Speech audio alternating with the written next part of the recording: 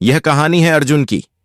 अर्जुन एक अनाथ लड़का है जो सिंह परिवार का सबसे बड़ा दामाद भी है, लेकिन सिंह परिवार में उसे 3 साल तक सिर्फ बेइज्जती ही मिलती रही।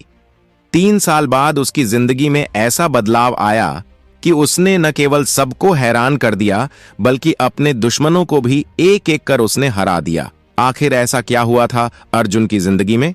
जानने के लिए सुनिए अपने YouTube channel MR novel universe पर। अध्याय 1, जन्मदिन की पार्टी, संशोधित संस्करण।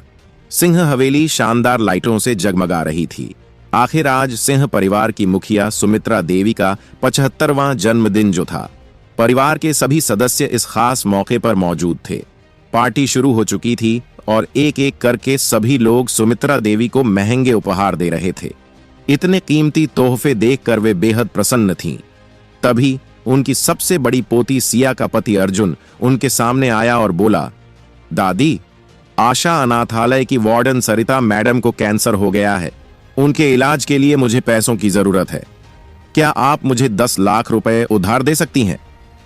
यह सुनते ही पूरा हॉल सन्नाटे में डूब गया। सभी ने अर्जुन को घूर कर देखा। किसी की हिम्मत कैसे हुई कि वह सुमित्रा देवी से उनके जन्मदिन पर उपहार देने के बजाय पैसे मांग रहा है।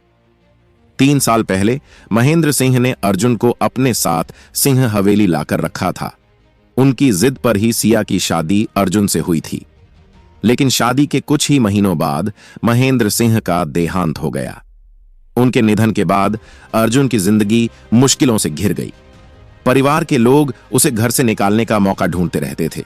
यहां तक कि सिया के माता पिता भी उसे अपमानित करने से नहीं चूकते थे। लेकिन अर्जुन हमेशा चुपचाप सब सहन करता रहा। मगर आज उसे अपने अपमान का पूरा एहसास था।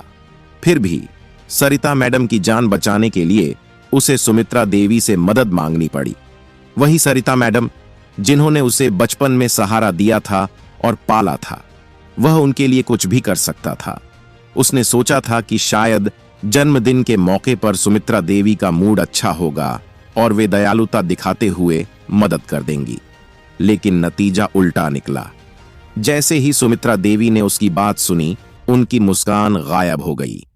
उन्होंने गुस्से से उसे घूरा और चिल्लाई, नालायक! तेरी हिम्मत कैसे हुई कि मेरे जन्मदिन पर मुझे उपहार देने के बजाय मुझसे पैसे मांग रहा है? तभी वहां सिया आई और बोली, दादी, अर्जुन का इरादा आपको अपमानित करने का नहीं था। कृपया इसे माफ कर दीजिए। यह कहकर वह अर्जुन को वहां से खींचकर ले जाने लगी। यह देखकर सिया की कजिन नेहा ने तंज कसते हुए कहा, सिया, तुमने कितने घटिया इंसान से शादी की है। मेरे मंगेतर विवेक को देखो, अभी हमारी शादी भी नहीं हुई, फिर भी उसने दादी को जड़ाऊ हार तोहफे में दिया है। और तुम्हारा निकम्मा पति एक तो खाली हाथ पार्टी में आया है, ऊपर से दादी से 10 लाख मांग रहा है। विवेक भी बीच में बोल पड़ा, नेहा, तुम सही कह रही हो। अर्जुन, हम दोनों ही इस घर के दामाद हैं, लेकिन तुम इस परिवार पर कलंक हो। विवेक जयपुर के एक अमीर परिवार से था। वह भले ही नेहा का मंगेतर था, लेकिन सिया को पसंद करता था क्योंकि वह नेहा से ज्यादा खूबसूरत थी। जब उसे सिया और अर्जुन की शादी की खबर मिली थी तो वह बहुत निराश हुआ था और उसे गुस्सा भी आया था। वहां खड़े अन्य लोग भी बोलने लगे, इस निकम्मे को अभी परिवार से धक्के मारकर बाहर निकाल देना चाहिए। शायद ये यहां पैसे मांगने नहीं, बल्कि दादी के जन्मदिन का माहौल खराब करने आया है। यह सब सुनकर अर्जुन का गुस्सा बढ़ने लगा। अगर बात इतनी गंभीर न होती तो वह कब का पार्टी छोड़कर जा चुका होता। उसे अपने पिता महेंद्र सिंह की बात याद आ रही थी। अगर कोई तुम्हारी मदद करता है तो जरूरत पड़ने पर तुम्हें भी उनकी मदद करनी चाहिए। इसलिए उसने गुस्से को काबू रखते हुए कहा, दादी, किसी की जान बचाना बहुत बड़ा पुण्य है। मैं आपसे दया की भीख मांगता हूं। यह सुनते ही नेहा का बड़ा भाई अभय बोला, अर्जुन, अपनी बकवास बंद करो। अगर तुम्हें किसी की मदद करनी है तो खुद जाकर पैसे जमा करो। अभय और नेहा दोनों सिया से जलते थे और हमेशा उसे नीचा दिखाने का मौका ढूंढते थे। सिया को उनकी बातें पसंद नहीं आई। वह आगे बढ़ी और बोली, दादी, अर्जुन के पिता की मृत्यु के बाद सरिता मैडम ने उन्हें अपने अनाथालय में पाला था। वह सिर्फ उनकी मदद करना चाहता है, क्या आप इसकी सहायता करेंगी? यह सुनते ही सुमित्रा देवी गुस्से में चिल्लाई, तुम चाहती हो कि मैं इसकी मदद करूं? ठीक है, अगर तुम अभी अर्जुन को तलाक देकर करण से शादी करने के लिए तैयार हो जाती हो तो मैं इसे 10 लाख रुपए दे दूंगी। करण धीरज वर्मा का बेटा था। वह सिया से शादी करना चाहता था, भले ही वह पहले से शादीशुदा थी। धीरज वर्मा लखनऊ के सबसे अमीर लोगों में से एक था और उनकी ताकत सिंह परिवार से कहीं ज्यादा थी। सुमित्रा देवी हमेशा से चाहती थीं कि उनका रिश्ता वर्मा परिवार से जुड़े। तभी एक नौकर भागता हुआ वहां आया और बोला, मेम साहब, करण ने आपके लिए तोहफा भेजा है। यह सुनते ही सुमित्रा देवी ने जल्दी से वह तोहफा ले लिया और खोलने लगी।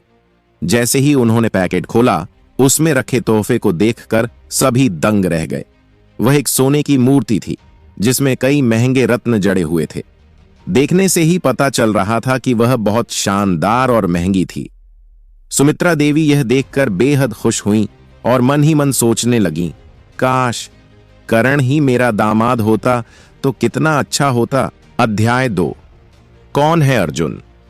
सुमित्रा देवी ने जब करण के भेजे महंगे तोहफे देखे तो उनका उसे दामाद बनाने का इरादा और मजबूत हो गया। उन्होंने सिया की ओर देखते हुए पूछा, तो क्या फैसला किया तुमने? क्या तुम अर्जुन को तलाक देने के लिए तैयार हो? सिया ने धीमी आवाज में जवाब दिया, नहीं दादी, मैं अर्जुन को कभी तलाक नहीं दूंगी। यह सुनकर सुमित्रा देवी गुस्से से आग बबूला हो गईं। वह चिल्लाईं, नालायक लड़की, इस लूजर में ऐसी क्या खास बात है कि तुम इस पर अपना वक्त बर्बाद करना चाहती हो? इसे अभी धक्के मारकर सिंह हवेली से बाहर फेंक दो। मैं इसका चेहरा भी नहीं देखना चाहती। अर्जुन ने जब यह सुना तो वह निराश हो गया। अब वह वहां और रुकना नहीं चाहता था। उसने सिया से कहा, सिया, मैं सरिता मैडम से मिलने अस्पताल जा रहा हूं, तुम मेरी चिंता मत करो। सिया उसके साथ जाना चाहती थी, लेकिन यह देखकर सुमित्रा देवी फिर चिल्लाईं, सिया, अगर तुम यह पार्टी छोड़कर गईं तो तुम्हारा मुझसे कोई संबंध नहीं रहेगा। तुम अपने मम्मी पापा और अपने पति के साथ इस परिवार को छोड़ सकती हो। यह सुनकर सिया हैरान रह गई। उसे दादी से इतने कठोर फैसले की उम्मीद नहीं थी। तभी अर्जुन बोला, सिया, मेरी चिंता मत करो, तुम यहीं रुको। इससे पहले कि सिया कुछ कह पाती, अर्जुन मुड़ा और वहां से जाने लगा। जाते जाते अभय ने उसे अपमानित करने के लिए ताना मारा, अर्जुन, तुम यहां से भूखे पेट जा रहे हो तो क्या तुम बाहर जाकर सड़कों पर भीख मांगकर खाना खाओगे? तुम्हारे ऐसा करने से सिंहा परिवार का नाम खराब होगा, जो मैं नहीं चाहता। यह कहकर उसने अपनी जेब से 10 रुपए का सिक्का निकाला और अर्जुन के पैरों के पास फेंक दिया। यह देखकर वहां खड़े लोग जोर जोर से हंसने लगे। अर्जुन ने अपना गुस्सा दबाया और वहां से चला गया। अस्पताल में एक नई पहचान सिंह हवेली से निकलकर अर्जुन सीधा अस्पताल पहुंचा। वहां वह रिसेप्शन पर गया ताकि सरिता मैडम के इलाज के लिए कुछ दिन की मोहलत मांग सके, लेकिन वहां उसे पता चला कि सरिता मैडम को जयपुर के एक बड़े अस्पताल में भेज दिया गया है। यह सुनकर अर्जुन हैरान रह गया और पूछा, मुझे कितने रुपए जमा करने होंगे? मैं कुछ भी करके सारे पैसे चुका दूंगा। वहां बैठी नर्स ने जवाब दिया, कुल 30 लाख का खर्च होगा, जिसमें से 10 लाख रुपए पहले ही जमा हो चुके हैं। अब आपको 1 हफ्ते में 20 लाख रुपए जमा करने होंगे। अर्जुन ने चौंक कर पूछा, 10 लाख रुपए? इतने पैसे किसने जमा किए? क्या आप मुझे उनका नाम बता सकती हैं? नर्स ने कहा, हमें इस बारे में कोई जानकारी नहीं है। अर्जुन को समझ नहीं आया कि क्या करे। वह चुपचाप अस्पताल से बाहर निकल आया। वह यह सोच ही रहा था कि इतने रुपए किसने जमा कराए, तभी पीछे से एक आवाज आई, मास्टर अर्जुन। अर्जुन अचानक चौंक गया। जब उसने पीछे देखा तो उसे एक 50 साल का आदमी ग्रे रंग का सूट पहने खड़ा दिखाई दिया। उसे देखकर अर्जुन को अपना बचपन याद आ गया। वह बोला, शिव चाचा। वह आदमी शिव नारायण था, जयपुर के सबसे बड़े बिजनेसमैन शशिकांत मित्तल का मैनेजर। शिव नारायण ने चौंकते हुए पूछा, इतने साल बाद भी आपने मुझे पहचान लिया? अर्जुन ने कहा, हां, मैं आपको पहचानता हूं। शिव बोले, आखिर मैंने आपको ढूंढ ही लिया। आपने इतने सालों से जो दुख और तकलीफें सही हैं, उसके लिए मैं जितनी माफी मांगूं उतनी कम है। कृपया मुझे माफ कर दीजिए। अर्जुन ने ठंडे स्वर में पूछा, आपको मुझसे क्या काम है? शिव नारायण ने दुखी स्वर में जवाब दिया, छोटे साहब, जब शशिकांत जी को आपके पिता की मौत का पता चला तो उन्हें बहुत गहरा धक्का लगा था। उन्होंने आपको ढूंढने की बहुत कोशिश की। कृपया घर चलिए, साहब आपसे मिलकर बहुत खुश होंगे। अर्जुन ने गुस्से से कहा, मैं वापस उस घर में कभी नहीं जाऊंगा। शिव नारायण ने पूछा, क्या आप अभी भी अपने दादा से नाराज हैं? अर्जुन ने कठोर लहजे में जवाब दिया, हां, और मैं उन्हें जिंदगी भर माफ नहीं करूंगा। शिव नारायण ने निराश होकर कहा, मेरे यहां आने से पहले शशिकांत जी ने मुझसे कहा था कि आप उनसे मिलने के लिए नहीं मानेंगे। अर्जुन व्यंग्य से मुस्कुराया, जानकर अच्छा लगा कि उनमें अब भी भावनाएं बाकी हैं। शिव नारायण उसकी कड़वी बातों को नजरअंदाज करते हुए बोले, साहब ने मुझसे कहा था कि आप सालों से मुश्किलों से भरी जिंदगी जी रहे हैं। उन्होंने कहा था कि अगर आप उनसे मिलने को तैयार न हो तो भी मैं यहां रहकर आपकी हर संभव मदद करूं। अर्जुन का गुस्सा बढ़ता जा रहा था। शिव नारायण आगे बोले, जल्द ही साहब जयपुर में आपके नाम से एक बहुत बड़ा बिजनेस खरीदने वाले हैं। उन्होंने आपको यह सिटी बैंक का एक्सक्लूसिव कार्ड भेजा है, जिसका पिन आपके जन्मदिन की तारीख है। यह कहकर शिव नारायण ने कार्ड अर्जुन को थमा दिया और कहा, यह कार्ड पूरे देश में सिर्फ 5 बिजनेसमैन के पास है। अर्जुन ने कार्ड वापस करते हुए कहा, इसे वापस ले जाइए, मुझे इसकी कोई जरूरत नहीं है। शिव नारायण सिर हिलाते हुए बोले, मैं इसे वापस नहीं ले सकता, आप इसे रख लीजिए। सरिता मैडम के इलाज के लिए अस्पताल में 10 लाख रुपए अभी आपको जमा करने हैं। अगर आपने समय पर बिल नहीं भरा तो। अर्जुन ने उसे गुस्से से घूरते हुए कहा, क्या आप मुझे डराने की कोशिश कर रहे हैं? शिव नारायण जल्दी से बोले, नहीं, मेरा मतलब यह था कि आप इस कार्ड का उपयोग करके अस्पताल का बिल भर सकते हैं। अर्जुन ने पूछा, इस कार्ड में कितने रुपए हैं? शिव नारायण ने कहा, साहब ने इसमें आपकी पॉकेट मनी जमा कराई है, बस 100 करोड़ रुपए। अध्याय 3, अर्जुन की असलियत। अर्जुन अब अपने अंदर एक नई शक्ति महसूस कर रहा था। उसे लगने लगा था कि अब वक्त आ गया है कि वह अपने साथ हुए अन्याय का बदला ले, लेकिन सबसे पहले उसे अपने दादा के बारे में और ज्यादा जानकारी जुटानी थी। अगली सुबह वह जल्दी उठा और बिना किसी को बताए विशेष बिल्डर्स के हेड ऑफिस पहुंच गया। ऑफिस के बाहर एक बड़ा सा बोर्ड लगा था, विशेष बिल्डर्स प्राइवेट लिमिटेड। वहां का माहौल बहुत ही प्रोफेशनल था। विशेष बिल्डर्स का नया मालिक जैसे ही अर्जुन अंदर गया, सिक्योरिटी गार्ड ने उसे रोक लिया। माफ कीजिए सर, बिना अपॉइंटमेंट के आप अंदर नहीं जा सकते। अर्जुन मुस्कुराया और अपनी जेब से एक छोटा सा कार्ड निकाला। यह वही सिटी बैंक एक्सक्लूसिव कार्ड था जो उसे शिव नारायण ने दिया था। गार्ड ने कार्ड पर नजर डाली, फिर अचानक चौकन्ना होकर बोला, माफ कीजिए सर, आप अंदर जा सकते हैं। अर्जुन को लगा कि इस कार्ड की ताकत सिर्फ पैसों तक सीमित नहीं थी, बल्कि यह एक पहचान थी जिससे मित्तल परिवार से जुड़े लोग उसे पहचान सकते थे। सीईओ केबिन में अर्जुन सीधे सीईओ केबिन में गया। वहां एक अधेड़ उम्र का व्यक्ति बैठा था जिनका नाम धीरज वर्मा था। वे इस कंपनी के सीईओ थे और काफी अनुभवी व्यक्ति लग रहे थे। धीरज वर्मा ने जैसे ही अर्जुन को देखा, वे खड़े हो गए। आपको देखकर खुशी हुई सर, हमें बताया गया था कि आप आज कभी भी आ सकते हैं। कृपया बैठिए।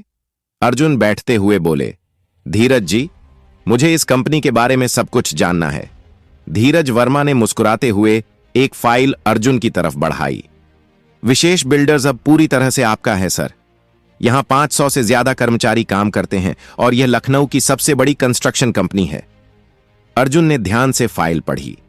यह कंपनी वास्तव में बहुत बड़ी थी और यह मित्तल ग्रुप का सीधा प्रतिद्वंदी बन सकती थी। तभी धीरज वर्मा ने कहा, सर, मैं आपको एक जरूरी बात बताना चाहता हूं। क्या?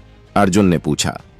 आपके दादा शशिकांत मित्तल जी आपको वापस अपने परिवार में चाहते हैं, लेकिन आपके चाचा मुकुल मित्तल और उनके बेटे विक्रम मित्तल ऐसा नहीं चाहते। वे नहीं चाहते कि आप इस संपत्ति में कोई हिस्सा लें। अर्जुन को अब समझ आने लगा था कि असली दुश्मन कौन है। शर्मा परिवार में हलचल, उधर सिंह हवेली में हलचल मची हुई थी। सिया की दादी सुमित्रा देवी अपने कमरे में बैठी थी। उनके सामने महेंद्र सिंह, शर्मा ग्रुप के चेयरमैन, और विवेक बैठे हुए थे। सुमित्रा देवी ने गहरी आवाज में कहा, हमें किसी भी हालत में मित्तल ग्रुप से जुड़ना है। इसके लिए हमें सिया की शादी विवेक से करवानी होगी। महेंद्र सिंह बोले, लेकिन वह लड़का अर्जुन, वह तलाक देने को तैयार नहीं है। विवेक मुस्कुराया, चिंता मत कीजिए, मैं उसे इस काबिल ही नहीं छोड़ूंगा कि वह सिया के साथ रह सके। अर्जुन का पहला कदम अर्जुन को अब इस खेल को समझना था। उसने मन ही मन फैसला किया, अगर सिंह परिवार को मित्तल ग्रुप तक पहुंचने की इतनी ही जल्दी है तो मैं उनकी राह में सबसे बड़ा रोड़ा बनूंगा। विशेष बिल्डर्स के मालिक बनने के बाद अर्जुन अब अपने असली रूप में आने वाला था। अध्याय 4। अर्जुन का ऑफिस में पहला दिन। अगले दिन सुबह अर्जुन जल्दी उठा। उसने सभी के लिए नाश्ता बनाया, फिर अपनी स्कूटी लेकर विशेष बिल्डर्स की बिल्डिंग पहुंचा। उसने बिल्डिंग की पार्किंग में अपनी स्कूटी खड़ी की और अंदर जाने लगा। तभी उसने वहां एक कपल को आते देखा। लड़का एक महंगा सूट पहने हुए था और बहुत ही हैंडसम और स्मार्ट लग रहा था। लड़की ने एक भड़कीली ड्रेस पहन रखी थी। वह लड़की कोई और नहीं बल्कि सिया की कजिन नेहा थी। उसके साथ जो लड़का था वह उसका मंगेतर विवेक अवस्थी था। अर्जुन सकपका गया।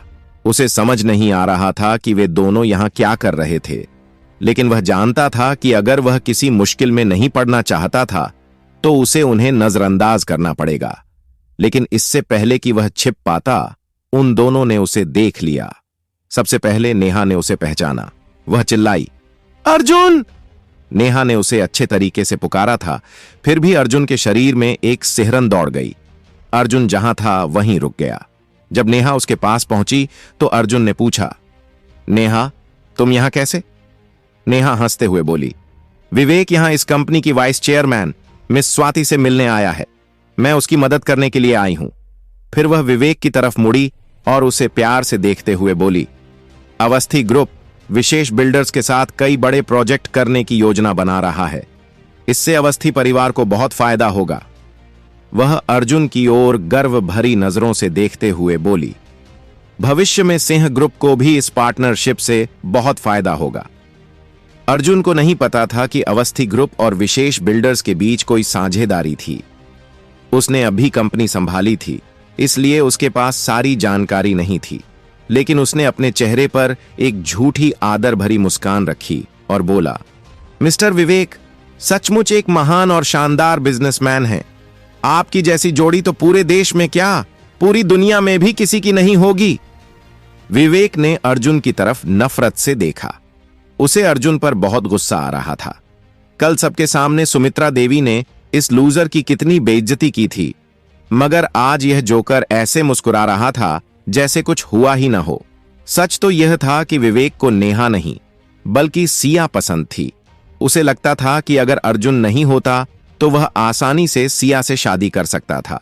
नेहा तो सिया की बराबरी कभी कर ही नहीं सकती थी। विवेक ने गुस्से से लंबी सांस ली और अहंकार भरी आवाज में पूछा, तू यहां क्या कर रहा है? अर्जुन ने जवाब दिया, मैं यहां अपनी नौकरी के लिए आया हूं। विवेक यह सुनकर जोर से हंसने लगा और मजाक उड़ाते हुए बोला, तू जैसा लूजर इतनी बड़ी कंपनी में जॉब करेगा? हा हा हा, तेरा दिमाग खराब हो गया है क्या? अर्जुन ने त्योरी चढ़ाते हुए पूछा, तुझे इससे क्या मतलब कि मैं कहां नौकरी करता हूं? नेहा, जो हमेशा से अर्जुन से नफरत करती थी, बोली, मैं शर्त लगा सकती हूं कि अगर तू सिक्योरिटी की जॉब के लिए भी अप्लाई करेगा तो भी यहां तुझे कोई नहीं रखेगा। तेरी औकात क्या है? तुझे तो सिर्फ सड़कों की सफाई करने की नौकरी मिलेगी।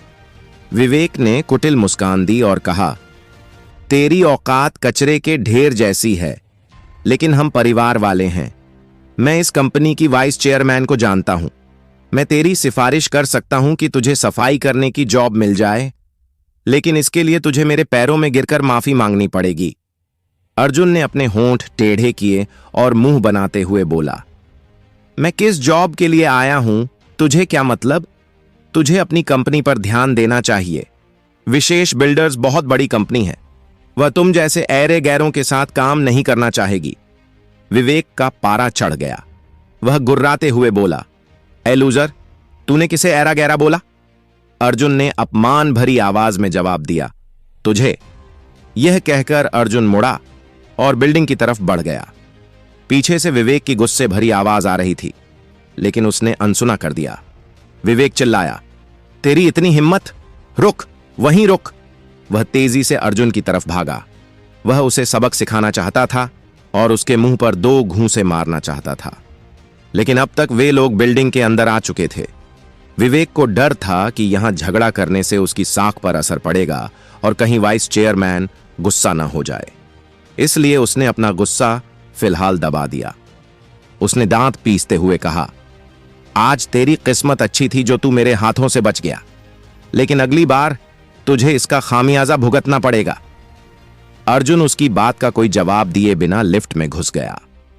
लिफ्ट के दरवाजे बंद होने से पहले उसने कहा, तुझे लगता है कि तेरी पहुंच बहुत दूर तक है? बहुत जल्द तुझे पता चल जाएगा कि घमंडी और डीठ लोगों का अंजाम क्या होता है। You bastard! विवेक का चेहरा गुस्से से लाल हो गया। वह लिफ्ट में घुसकर अर्जुन को सबक सिखाना चाहता था, लेकिन तभी नेहा ने उसे रोक लिया। वह बोली, इसे जाने दो। अगर हम उस लूजर के साथ एक लिफ्ट में जाएंगे तो उसकी बदबू से हमारा दम घुट जाएगा।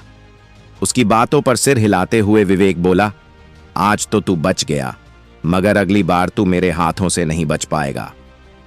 विशेष बिल्डर्स का नया चेयरमैन अर्जुन लिफ्ट से सीधा टॉप फ्लोर पर पहुंचा, जहां वाइस चेयरमैन स्वाति का ऑफिस था। शिवनारायण ने पहले ही विशेष बिल्डर्स में उसके लिए सारी तैयारियां कर दी थीं। स्वाति ने जब अर्जुन को देखा तो उसे यकीन नहीं हुआ। उसे नहीं पता था कि जिस व्यक्ति की जिम्मेदारी उसे सौंपी गई थी वह इतना यंग और स्मार्ट होगा। उसने खुद को संभालते हुए कहा, वेलकम सर, आइए मैं आपको आपके ऑफिस में ले चलती हूं। अध्याय 5 भाग 2। अर्जुन की नई योजना।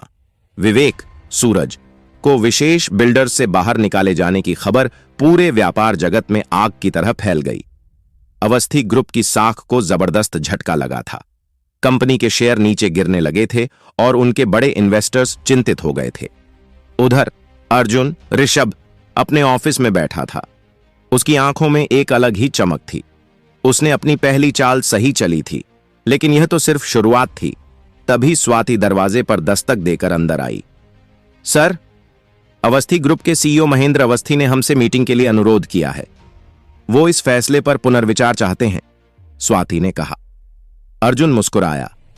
उन्हें कहो कि विशेष बिल्डर्स अब सिर्फ उन्हीं कंपनियों के साथ काम करेगा जो हमारी शर्तों को मानेंगी। अगर अवस्थी ग्रुप को पार्टनरशिप चाहिए तो उन्हें अपने वाइस चेयरमैन विवेक को पद से हटाना होगा। स्वाति यह सुनकर चौंक गई। सर, क्या आप वाकई ऐसा चाहते हैं? बिल्कुल, अर्जुन ने ठंडे स्वर में कहा। मुझे उन लोगों को उनकी औकात दिखानी है जो दूसरों को नीचा दिखाने में ही अपनी ताकत समझते हैं। दूसरी तरफ अवस्थी परिवार में हलचल। विवेक जब अपने घर पहुंचा तो उसके पिता महेंद्र अवस्थी और दादा धीरज वर्मा नारायण राव गुस्से में बैठे थे। तूने हमें बर्बाद कर दिया विवेक! महेंद्र अवस्थी गरजे। दादाजी, पापा, मैंने कुछ नहीं किया। किसी ने हमारे खिलाफ साजिश रची है, विवेक ने सफाई दी। धीरज वर्मा ने गहरी सांस ली और ठंडे स्वर में बोले, मुझे नहीं पता कि इस खेल के पीछे कौन है, लेकिन हमें इस गलती को सुधारना होगा। विशेष बिल्डर्स के साथ हमारा जुड़ाव बहुत जरूरी है। हमें अपने सभी संबंधों को इस्तेमाल करना होगा। लेकिन दादाजी, विवेक ने हकलाते हुए कहा, स्वाति तो हमारी बात भी नहीं सुन रही। तू चुप कर, अब इस मामले में मैं खुद बात करूंगा, धीरज वर्मा ने फैसला सुनाया। अर्जुन का अगला कदम। अर्जुन जानता था कि अवस्थी ग्रुप इतनी आसानी से हार मानने वाला नहीं था, इसलिए उसने पहले से ही अगली चाल सोच रखी थी। उसने अपने सहायक करण को बुलाया। करण, मुझे अवस्थी ग्रुप की पूरी वित्तीय रिपोर्ट चाहिए। देखना होगा कि उनकी कमजोरी क्या है, और हां, यह सब बेहद गोपनीय रहना चाहिए। जी सर, करण ने सिर हिलाया और तुरंत काम में लग गया। अर्जुन के चेहरे पर हल्की मुस्कान थी। अब देखता हूं विवेक अवस्थी, तुम्हारे घमंड को और कैसे चकनाचूर कर सकता हूं। अभय की योजना। दूसरी तरफ अभय को पूरा यकीन था कि सिया यह प्रोजेक्ट जीत ही नहीं सकती। उसने अपने कुछ बिजनेस पार्टनर्स से बात करनी शुरू कर दी ताकि अग्रवाल बिल्डर्स तक अपनी पहुंच बना सके और किसी भी हाल में यह डील खुद हासिल कर सके। अगर सिया यह प्रोजेक्ट नहीं जीत सकती तो मुझे उसे खोने का कोई डर नहीं होगा, लेकिन अगर उसने जीत लिया तो मुझे अर्जुन के सामने शर्मिंदा होना पड़ेगा। अभय ने खुद से बुदबुदाया। उसने अपने दोस्तों से कहा, मुझे अग्रवाल बिल्डर्स के नए चेयरमैन के बारे में सारी जानकारी चाहिए। वो कौन है, कहां से आया है, उसके पिछले बिजनेस क्या रहे हैं, सब कुछ। सिया की तैयारी अगले दिन सुबह सिया अर्जुन के साथ बैठकर इस प्रोजेक्ट के लिए एक योजना बनाने लगी। अर्जुन ने कहा, हमें पहले यह समझना होगा कि अग्रवाल बिल्डर्स को असल में क्या चाहिए। अगर हम उनके विजन के हिसाब से अपनी प्रेजेंटेशन बनाएंगे तो हमारे जीतने की संभावना बढ़ जाएगी। सिया ने सिर हिलाया और बोली, लेकिन हमें उनके नए चेयरमैन से मिलने की जरूरत है। अगर हम सीधे उनसे बात कर सके तो शायद हम उन्हें इंप्रेस कर पाएं। अर्जुन हल्का सा मुस्कुराया और बोला, वो तो हो ही जाएगा, बस सही वक्त का इंतजार करो। सिया को अर्जुन की इस बात पर थोड़ी हैरानी हुई, लेकिन उसने ज्यादा सवाल नहीं किए। अभय का बड़ा दांव उधर। अभय को अपने सोर्सेस से कुछ खास जानकारी मिली। तो ये नया चेयरमैन मित्तल ग्रुप का हिस्सा है। दिलचस्प, अभय ने सोचा। उसने तुरंत अपने एक बिजनेस एसोसिएट को फोन मिलाया और बोला, मुझे इस चेयरमैन तक पहुंचना है, मुझे इस डील में हर हाल में जीतना है। अभय की योजना थी कि वो किसी भी तरह से इस डील को सिया के हाथों से छीन ले। अर्जुन का मास्टर स्ट्रोक। अर्जुन को पता था कि अभय चुप नहीं बैठेगा। उसे पहले से ही अंदाजा था कि अभय क्या करने वाला है, लेकिन उसने कुछ नहीं कहा। वो बस सही वक्त का इंतजार कर रहा था। 3 दिन पूरे होने में अब सिर्फ 24 घंटे बचे थे। क्या सिया यह प्रोजेक्ट जीत पाएगी? क्या अर्जुन के पास कोई ऐसी योजना थी जिससे वह अभय को हरा सके? अध्याय 8, मदद की पेशकश। जब सिया और अर्जुन घर पहुंचे तो माहौल बहुत गर्म था। सिया की मां कामना उस पर बरसते हुए बोली, सिया, तुम्हारा दिमाग खराब हो गया है क्या? तुमने इस नालायक की बात कैसे मान ली? तुम्हें पता भी है कि अग्रवाल बिल्डर्स का प्रोजेक्ट पाना कितना मुश्किल है, फिर भी तुमने ये जिम्मेदारी खुद ले ली। सिया के पिता अनुज ने गुस्से से अर्जुन की तरफ देखा और डांटते हुए बोले, नालायक, तुझे अंदाजा भी है कि तेरी वजह से सिया कितनी बड़ी मुसीबत में फंस गई है? उनका चेहरा गुस्से से लाल हो चुका था। वे बोले, अगर सिया नाकामयाब रही तो सब लोग उसका मजाक उड़ाएंगे और तुम्हें तो अभय के सामने झुककर माफी मांगनी पड़ेगी। हमारा परिवार कहीं मुंह दिखाने लायक नहीं रहेगा। हमारी सारी इज्जत मिट्टी में मिल जाएगी। अर्जुन गंभीर होकर बोला, लेकिन मम्मी पापा, अगर सिया सफल हो जाती है और उसे यह प्रोजेक्ट मिल जाता है तो सब कुछ ठीक हो जाएगा। कामना गुस्से से चिल्लाई, सिया कभी भी यह प्रोजेक्ट नहीं जीत पाएगी। तुमने क्या अग्रवाल बिल्डर्स को कोई छोटी मोटी कंपनी समझ रखा है? तुम्हें अंदाजा भी है कि वे इस शहर की सबसे बड़ी कंपनी है। हमारे जैसी छोटी कंपनी की तरफ वो देखने तक की जरूरत नहीं समझेंगे।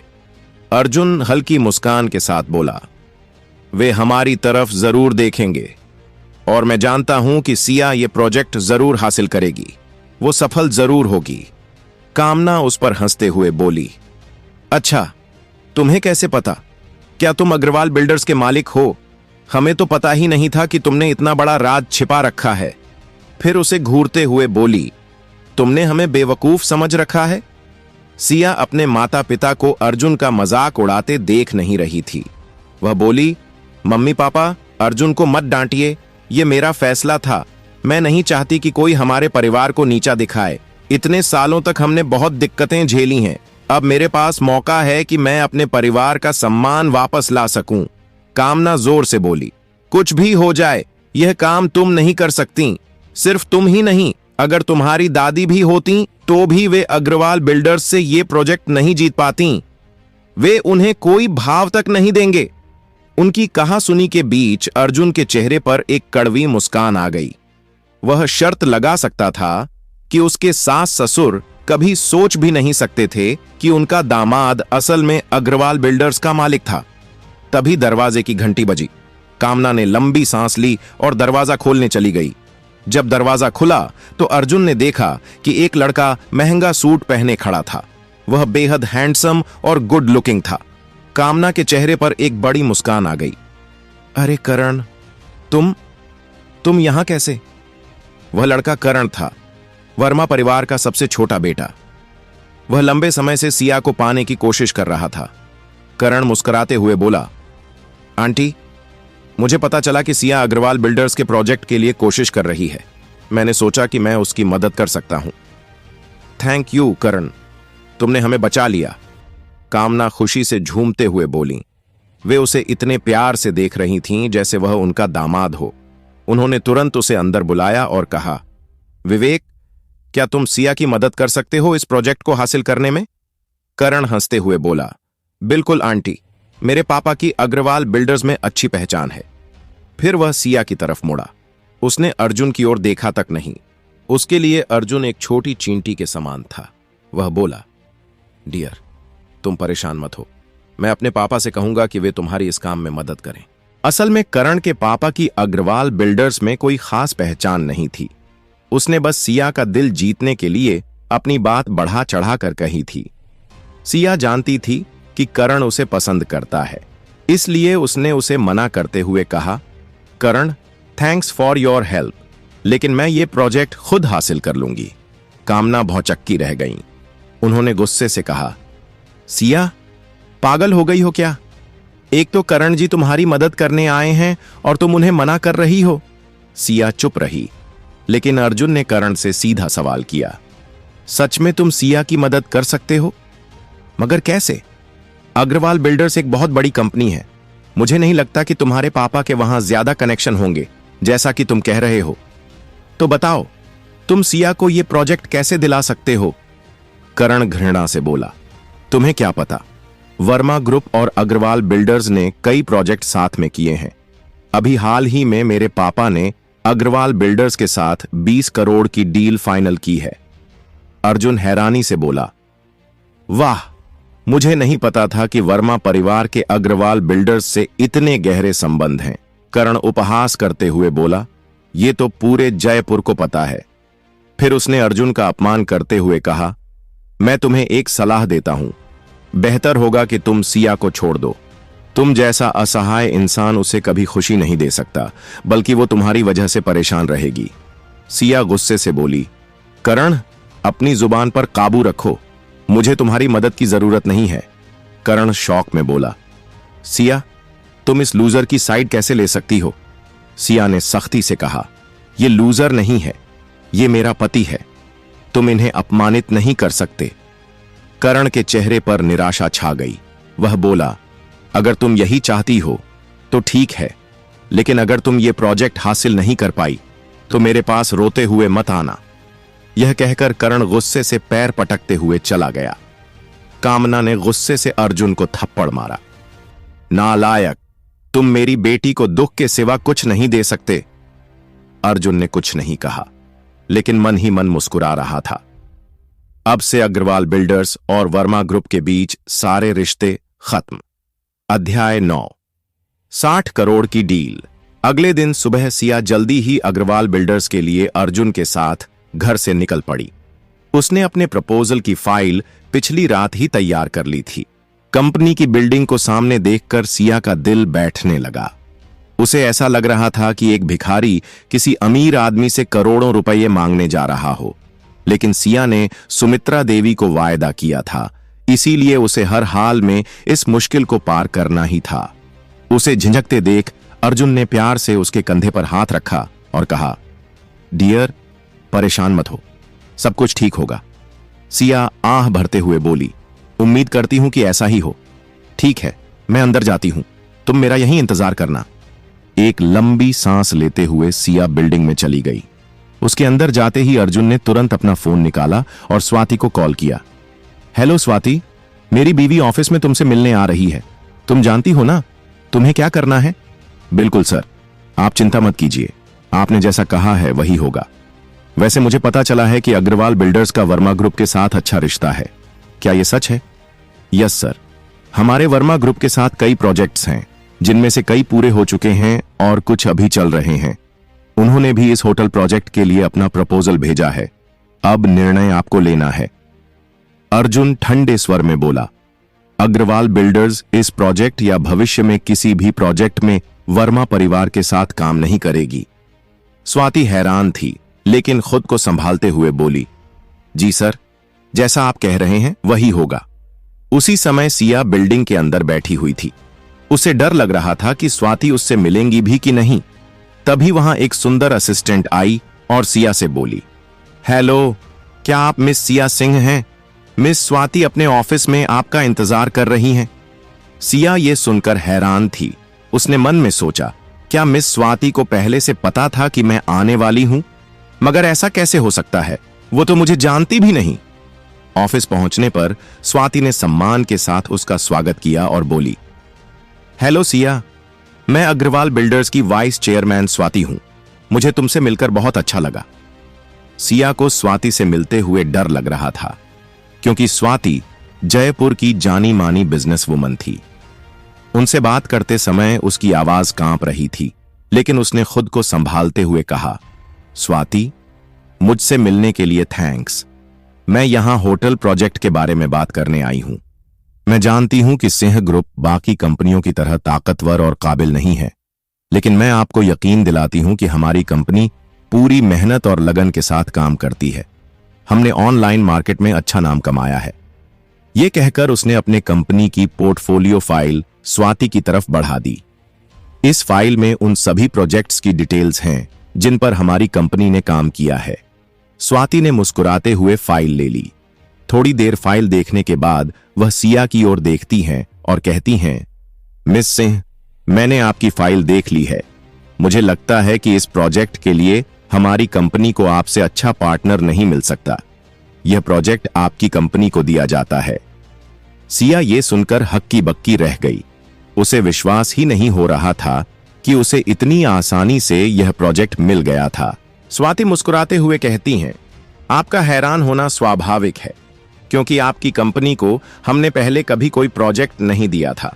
सच तो यह है कि आपकी कंपनी पर पहले हमें यकीन नहीं था, लेकिन हमारे नए चेयरमैन को आप पर पूरा विश्वास है, इसलिए यह प्रोजेक्ट आपको दिया जाता है। नए चेयरमैन? सिया ने हैरान होकर पूछा, क्या मैं नए चेयरमैन का नाम जान सकती हूं? स्वाति हल्का सा मुस्कुराई, हमारे नए चेयरमैन जयपुर के मित्तल परिवार से हैं। सिया को कुछ समझ नहीं आ रहा था। मैं अपने पति के अलावा किसी मित्तल को नहीं जानती। अर्जुन ने स्वाति को अपनी पहचान बताने से मना किया था, इसलिए स्वाति सिर्फ इतना ही बता सकती थी। सिया अपने पति अर्जुन के अलावा किसी और मित्तल नाम वाले इंसान को नहीं जानती थी, लेकिन उसने कभी यह नहीं सोचा था कि जिस पति को सभी लोग लूजर कहकर पुकारते थे, वह वास्तव में वही चेयरमैन है जिसके बारे में स्वाति बात कर रही थी। मिस सिया, आपने अपने प्रपोजल में इस प्रोजेक्ट के लिए 30 करोड़ रुपये कोट किए हैं। क्या यह ज्यादा है? सिया डरते हुए बोली। स्वाति हंसकर बोली, नहीं नहीं, यह बहुत कम है। सिया के चेहरे पर चिंता की लकीरें उभर आईं। आपका क्या मतलब है? हमारे चेयरमैन ने इसे बढ़ाकर 60 करोड़ करने के लिए कहा है।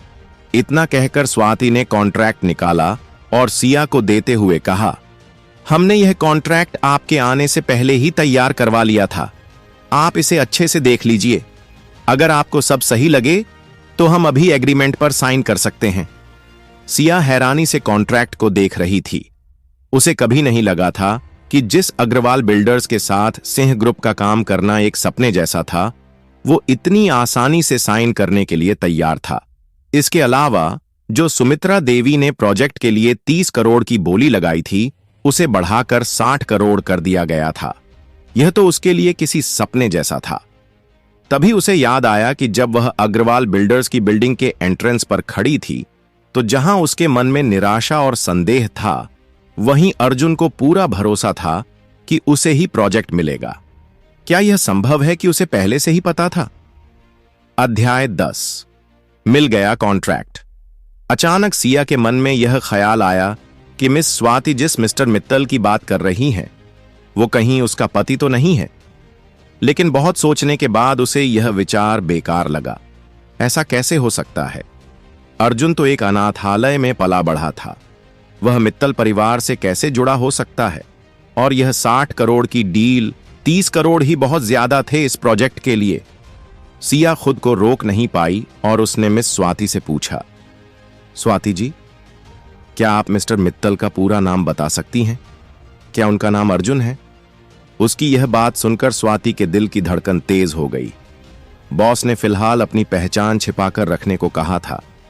सार्वजनिक रूप से केवल सरनेम ही लिया जा सकता था। अगर उनकी पत्नी को इस बारे में पता चला तो बॉस उसे कभी माफ नहीं करेंगे। स्वाति घबराते हुए बोली, मिस सिया, मैं चाहूंगी कि इस बारे में आप मुझसे कुछ न पूछें। मिस्टर मित्तल एक बहुत ही प्रतिष्ठित परिवार के सदस्य हैं। उनकी पहचान गोपनीय रखी जाती है, जिसे मैं किसी को नहीं बता सकती। सिया ने निराश होकर सिर हिला दिया। अर्जुन तो एक अनाथ था, वह इतने बड़े परिवार का हिस्सा कैसे हो सकता है? उसने मन में सोचा। कॉन्फ्रेंस रूम में हंगामा सिया जब स्वाति के ऑफिस से बाहर आई तो उसके मन में अब भी उथल पुथल मची हुई थी। उसके हाथों में अग्रवाल बिल्डर्स और सिन्हा कॉरपोरेशन के बीच हुई डील का कॉन्ट्रैक्ट था। उसे अब भी सब कुछ सपने जैसा लग रहा था। जैसे ही उसने अर्जुन को देखा, वह खुशी से झूम उठी और उसके पास दौड़कर आई। अर्जुन, मैंने कर दिखाया, हमें यह प्रोजेक्ट मिल गया। अर्जुन हैरानी जताते हुए बोला, सच में? वाह, मुझे नहीं पता था कि तुम इतनी काबिल हो। तुमने इतनी आसानी से यह डील हासिल कर ली। सिया शर्माते हुए बोली, मैं इतनी भी अच्छी नहीं हूं, लेकिन पता नहीं क्यों मुझे लग रहा है कि यह सब पहले से तय था। अर्जुन ने हैरानी का नाटक करते हुए पूछा, तुम्हारा क्या मतलब है? सिया को लगा कि अगर वह अर्जुन को मिस्टर मित्तल के बारे में बताएगी तो उसे बुरा लगेगा। इसलिए उसने उसका ध्यान भटकाते हुए कहा, छोड़ो ना इन बातों को, अभी जल्दी से ऑफिस चलते हैं और सबको यह खुशखबरी देते हैं। अर्जुन मुस्कुराया, हां चलो, मुझे तो उस पल का बेसब्री से इंतजार है जब अभय को अपनी शर्त पूरी करने के लिए मेरे सामने झुकना पड़ेगा। सिया भी हां में सिर हिलाते हुए बोली, बिल्कुल, अभय बहुत ही घमंडी इंसान है।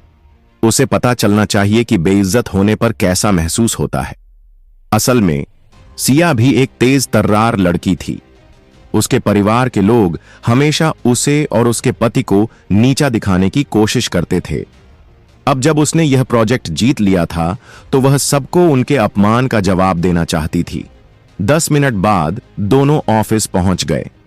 सभी लोग कॉन्फ्रेंस रूम में सिया का इंतजार कर रहे थे, लेकिन उनके चेहरों पर गुस्सा था।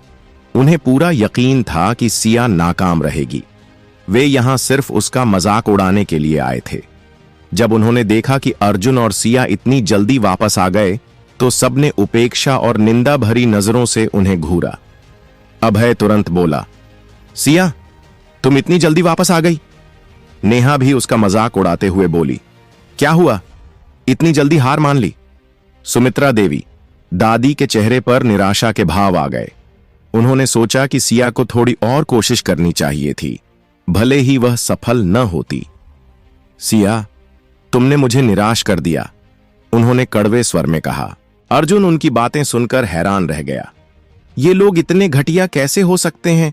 बिना परिणाम जाने ही ये सिया को नीचा दिखाने पर तुले हैं। खास तौर पर वह अभय, वह खुद को आखिर समझता क्या है? वह इतना अहंकारी कैसे हो सकता है? अब उसे मेरे सामने झुकना ही होगा। पहले तो सिया बहुत खुश थी, लेकिन जब उसने सबके ताने और व्यंग्य सुने तो उसे गुस्सा आ गया। उसने सभी को घूरते हुए कहा, मैं आप सबको निराश करने के लिए माफी मांगती हूं, लेकिन मैंने अग्रवाल बिल्डर्स का प्रोजेक्ट जीत लिया है। कमरे में सन्नाटा छा गया। सब हैरान होकर सिया को देखने लगे। यह कैसे संभव है? सिया को यह प्रोजेक्ट कैसे मिल सकता है? सभी लोग फुसफुसाने लगे। अभय टेबल पर हाथ मारते हुए गुस्से से बोला, तुम्हें क्या लगता है कि हम तुम्हारे झूठ को मान लेंगे? स्वाति जयपुर की सबसे बड़ी बिजनेस वुमन में से एक हैं, वो तुमसे क्यों मिलना चाहेंगी? आखिर उनके सामने तुम्हारी औकात ही क्या है? जब सिया ने सबके चेहरों पर अविश्वास के भाव देखे तो उसने बैग से कॉन्ट्रैक्ट निकाला और सुमित्रा देवी के सामने रख दिया। दादी, ये रहे अग्रवाल बिल्डर्स के साथ हुए हमारे एग्रीमेंट के पेपर्स, आप इन्हें खुद चेक कर लीजिए। कॉन्फ्रेंस रूम में एक गहरा सन्नाटा छा गया। एग्रीमेंट के पेपर्स देखकर सबके होश उड़ गए। अभय अभी भी हार मानने को तैयार नहीं था। उसने तिरस्कार भरे लहजे में कहा, सिया ने जरूर नकली पेपर्स बनवाए होंगे। मुझे तो यकीन ही नहीं होता कि सिया सच में मिस स्वाति से मिली भी है। सिया मुस्कुराई। उसे पता था कि अभय जैसे लोग कभी अपनी हार स्वीकार नहीं कर सकते, लेकिन अब सबके सामने उसकी जीत का सबूत था। आगे क्या होगा जानने के लिए सुनते रहिए हमारे अगले एपिसोड।